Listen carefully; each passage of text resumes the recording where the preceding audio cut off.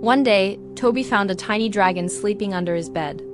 It was snoring soft smoke rings and smelled like cinnamon toast. "Quiet, please," whispered the dragon. "I'm hiding from nightmares." "Me too," said Toby, eyes wide, so they made a deal. Toby would protect the dragon while he slept, and the dragon would protect Toby from nightmares. Toby gave the dragon a sock for a pillow, and the dragon curled its tail around Toby's bed. That night, no nightmares dared come near.